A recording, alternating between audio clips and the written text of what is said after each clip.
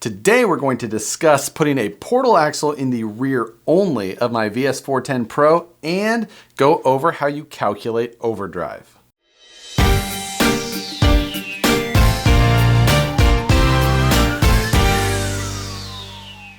What's going on, everybody? Today I've got the VS4-10 Pro back on the bench. This is my personal truck. You've seen it a bunch on the channel, and we're gonna go over one of the modifications that I've done recently to it, and that is just kind of a fun project where I put a portal rear axle in this vehicle only. And that may sound odd, but let me walk you through why I did that and where I got that idea.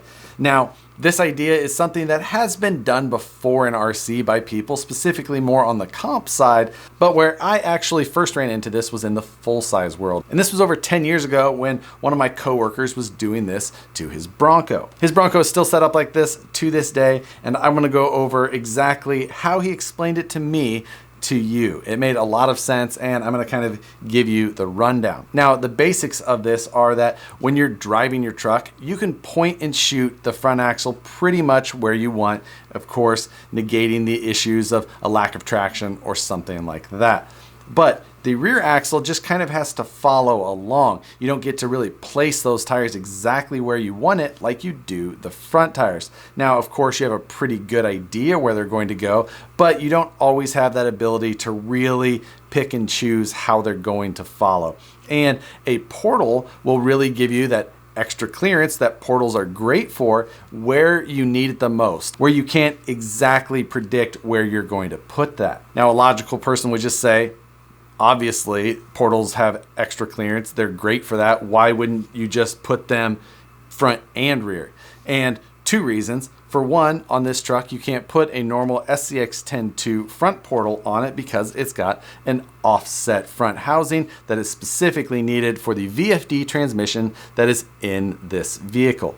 But the other reason, and the reason honestly that I prefer it more, is that a standard front axle like this is going to allow me to keep my center of gravity lower. Portal will raise your truck the amount of drop that a portal has. Now, normally you would want to just try and keep your ride height as low as possible, and you could try and do that on here, but the VS4-10 is already a fairly low sprung truck, and just due to clearance issues that you're going to have with steering and panhard and motors and links, things like that, you're just not going to be able to make up all of that difference. So you are going to raise your center of gravity. Now, that is usually the trade-off with a portal axle. Unless you have a very specifically custom built type rig, like one of the ones that I might have up on the shelf there, then you can kind of build it so that your axles can go all the way up and keep a nice low belly. The Carnivore that's sitting up there with portals on it, at ride height, the links are almost even a little bit uphill from the skid plate to the axles. So a pretty extreme example of how I like to try and keep the center of gravity low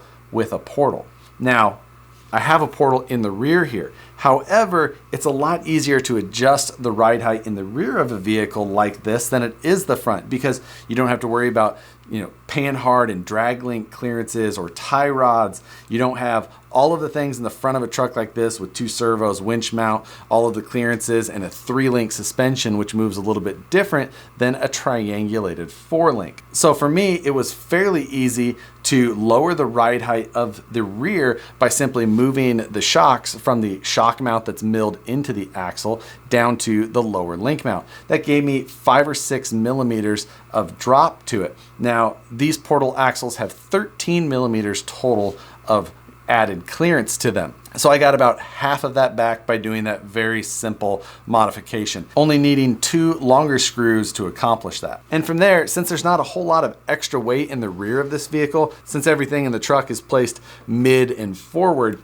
the extra little bit of ride height gain that I got in the rear, I'm not concerned about, and I felt that that was probably just fine for the added clearance that I was getting. Now, I did this modification before the ASD event that I went to, and I got a bunch of video of it out on the trails, and I used that video in the vlog that I posted out there. So if you go back and rewatch that, you can see a lot of the running video. So if you want to see the most of this truck in action, go rewatch that video, and I'll link it in the description below as well. Now on to the nitty-gritty details and the part that a lot of people don't like, which is the math. Now, before we get into all of the calculations and numbers I'm about to throw out there, I'm just gonna do a quick rundown of how gear ratios are calculated. Most of you probably know this, but for those of you that were spaced out that day in math class or science class or wherever we should have learned that, what you do to calculate a gear ratio is you take the output gear and you divide that number by the input gear.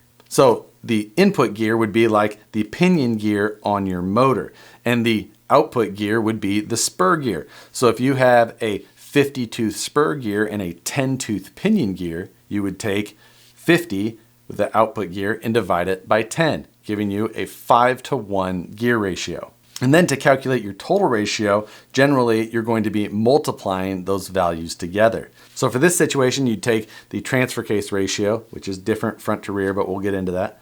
You would take that number and multiply it by the ring and pinion. Then you would multiply that by the portal, and that would give you a total gear ratio for the rear axle. Then for the front, you would go through, take the transfer case ratio and multiply it by the ring and pinion.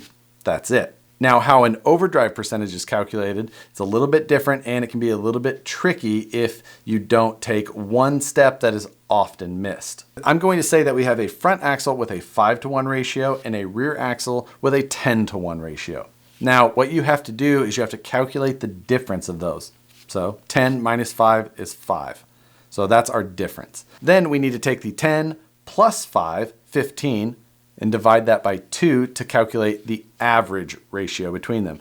That 10 and 5, the average is 7.5. And lastly, to calculate the percentage, we take the difference between the two, 10 minus 5 was 5, and we divide that by the average of 7.5 to come up with an overdrive percentage of 66.6%. What most people forget to do is calculate the difference and the average and divide those numbers. The reason that it's important to do that is because otherwise it can depend on which way you calculate it. If you're just trying to say 5 divided by 10, you get 2, which you could say is 200 or 100% difference. But if you did it the other way around and you did 5 divided by 10, you get 0.5. So you could say that's a 50% difference. So you see how you end up with these numbers that are much different from each other. You need to calculate it with the differences and the average to get the full one. Lucky for you, if you can calculate gear ratios, there is a percentage difference calculator that is very easy that you can just plug those numbers into it and you're good to go. I can already tell that it is going to be very difficult to try and explain all of this in this video, but hopefully most of you can bear with me. Just jumping into the high level basics, since we put a portal axle in the rear, you've got those 2 gears in the outside portal boxes that give you that added clearance. However, with a 2-gear portal, you also end up reversing the rotation of that axle. So now I would have had an axle that spun opposite from the other. That's obviously a problem. Now there's 2 different ways you could go about remedying that. One would be to use a reverse cut ring and pinion gear. In this truck with the F9 axles, I would actually have to machine out the carrier to make that work, since there isn't a way to just bolt in a ring gear flipped upside down. So while that would remedy the situation, it would be extra work to get that accomplished. The second option is to take the third member that comes in this vehicle and flip it upside down.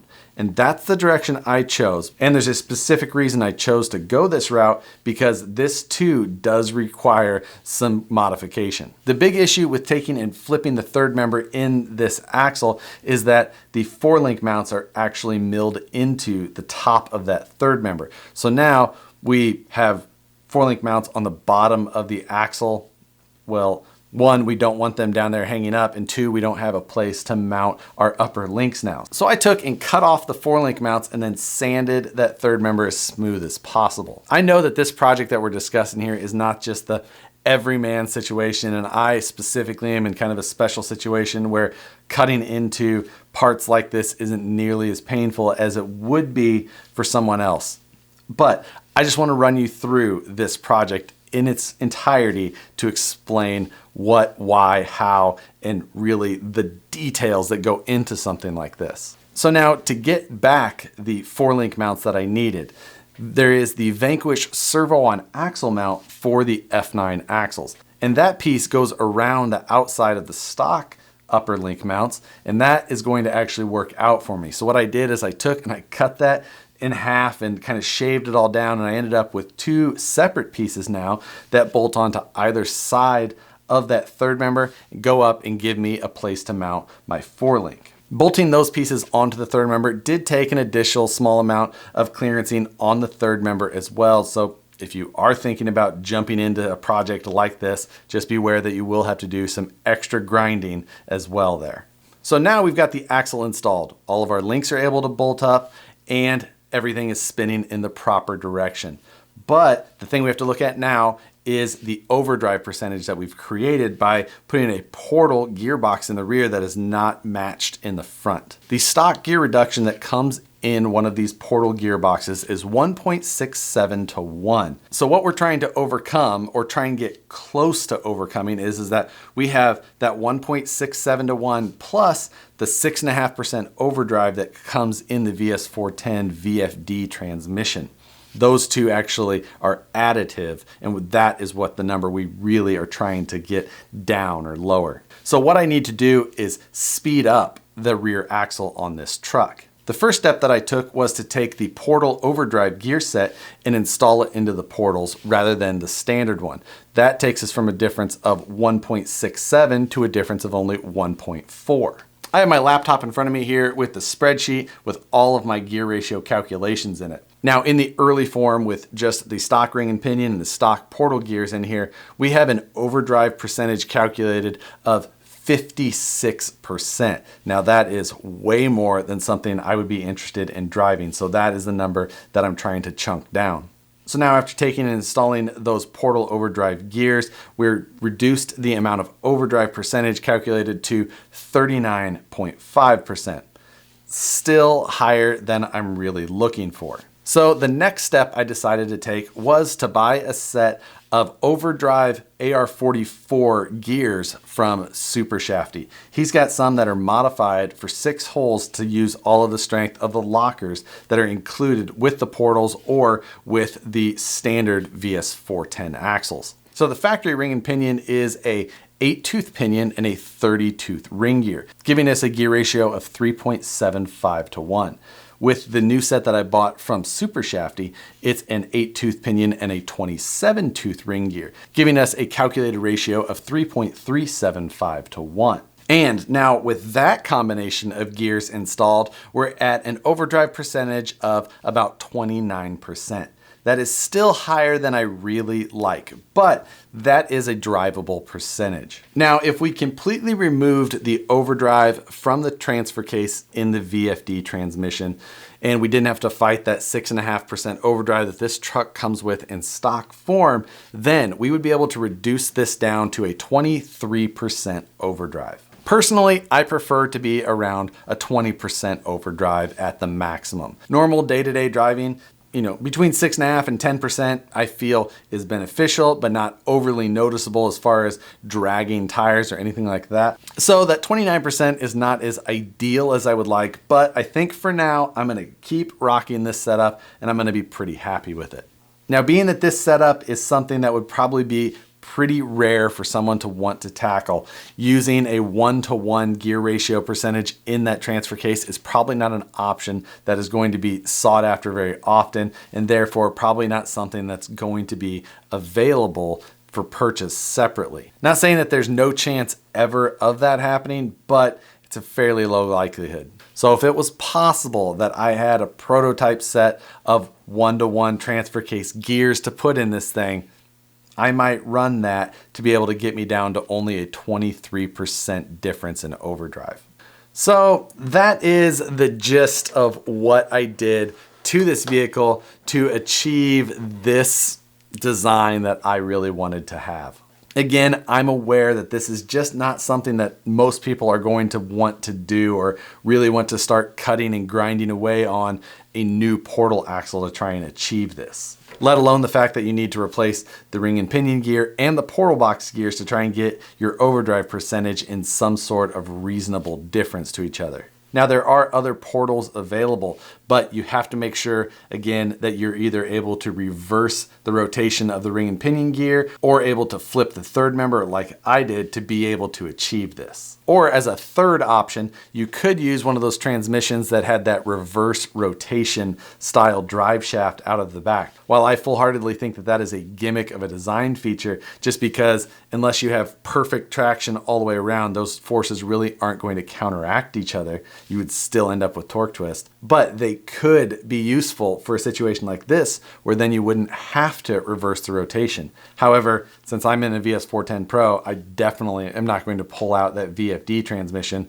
for some transmission that has that feature. So it'll be really interesting to see how many of you guys made it through all of my babbling and math teacher style discussion that we did here. I have to think that that was probably just overly technical for what most people want to hear when they sit down to enjoy watching a YouTube video. If I gave you flashbacks of math class and you didn't enjoy it like I did, then I'm sorry, but thanks for watching this far. And if I didn't offend you too much with all the math babble, hit the like button, subscribe if you're not already, hit the notification bell so you see the videos as soon as they get posted. As always, guys, thanks for watching. I appreciate all of it. Hopefully you guys are having fun out there no matter what you're building or what you're driving. Again, thanks for watching, and we'll see you on the next one.